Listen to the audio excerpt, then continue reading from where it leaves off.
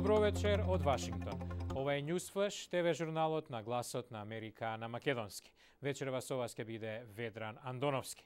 Емисијата ја започнуваме во очекување на првичните американски реакции на председателските и локални избори во Македонија.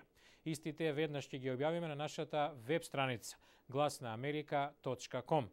Одиме со првата вест американска економија. Владата планира нови иницијативи за заздравување на економијата. Одел за финансии денес представи нов план за откупување на проблематичната актива што ги погоди банките и го кочи протокот на пари за кредити потребни за повторно заживување на економијата. Ќе бидат употребени претходно одвоени владени пари во износ од 100 милиарди долари, заедно со приватни инвестиции за отстранување на така наречената токсична актива од банките. Програмата за јавно и приватно инвестирање комбинира средства од даночните обврзници и приватни фондови за првичен откуп на проблематична актива од банките на кои им се заканува колапс во вкупна вредност од 500 милиарди долари. Властите се надеваат дека банките ќе можат повторно да започнат да даваат кредити откако ќе се ослободат од ваквата актива.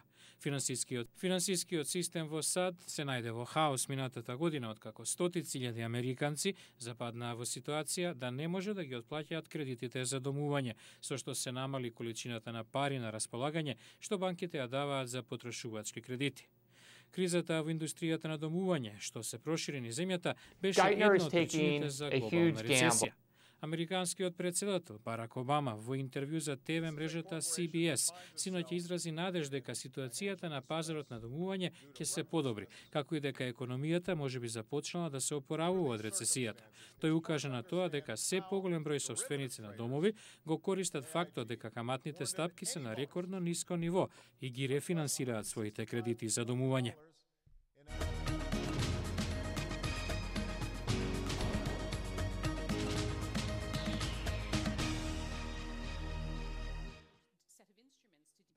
Главниот американски пратеник за Авганистан и Пакистан Ричард Холбрук денес се сретна со генералниот секретар на НАТО Јабдехоп Шефер во Брисел, а потоа ги информираше и 26 амбасадори на земјите членки за новата американска стратегија за Авганистан.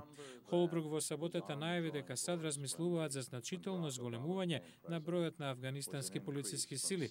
Тој рече и дека Вашингтон ги обновува плановите за борба против трговијата со опиум во Авганистан, што помага во финансирање на бунтовниците на Талебан. Во неделата, председателот Барак Обама во ТВ интервју подлаче дека САД мора да имаат стратегија за излез од Авганистан, како и дека американски приоритет во таа земја е да ја оневозможи Ал-Каида да ги нападне САД и сојузниците. Владата наскоро треба да објави нова политика кон Авганистан, што исто така вклучува напори за стабилизирање на соседен Пакистан. Премиерот на Австралија, Кевин Рад, е на пат за Вашингтон, каде во вторник ќе се сретне со председателот Барак Обама. Пред заминувањето, Рад најави дека на предстојниот економски самит на групата 20 најразвиени земји во Лондон наредниот месец ќе изврши притисок Кина да добие поголема улога во меѓународниот монетарен фонд, како и дека истото ќе го побара и на средбата со Обама. Федералната управа за авиација ги истражува причините за уривањето на авион едномоторец во гробишта во сојузната држава Монтана, при што загинале сите 14 лица во него, 7 од загинатите се деца. Авионот полетел од Калифорнија кон градот Боземан во Монтана. Сведоци велат дека авионот се запалил веднаш по уривањето. Трагичен инцидент во Окланд, сојузната држава Калифорнија, во кој загинаа 4 полицајци. Ловел Миксон, по кого се трагало бидејќи ги прекршил правилата за условно пуштање на слобода, најпрвин застрелал 2 полицајци откако го запреле неговото возило, а потоа убил уште 2 кога полицијата се обидела да го уапси во станот каде се засолнил, пошто таа возвратила со оган и губила. Второ и последно излегување во Вселената во оваа мисија е денешната задача на астронаутите на Space Shuttle Discovery. Причина – поправка на неправилно инсталиран додаток на карго платформата на меѓународната вселенска станица. Астронаутите веќе извршија примарната задача – инсталирање на дополнителни соларни плочи на станицата. Discovery треба да се врати на Земјата во сабота.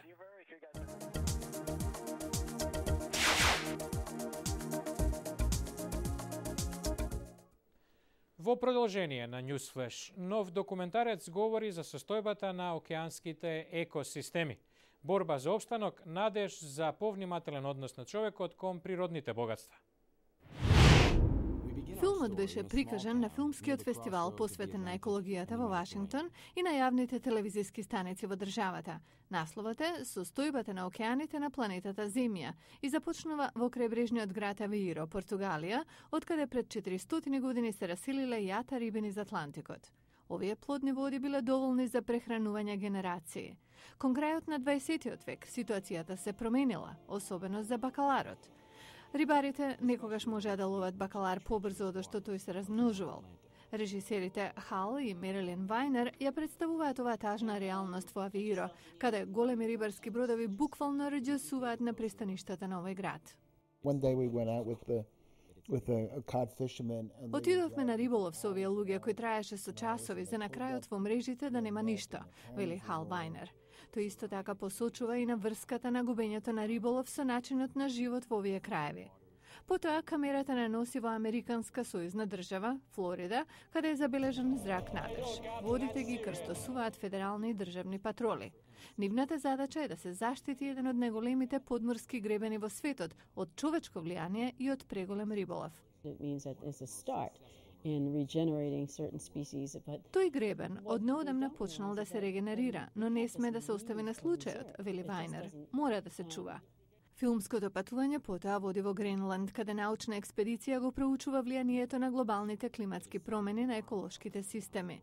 Научниците велат дека како резултат на повисоките температури забележано е побрзо топење на мразот од глечерот.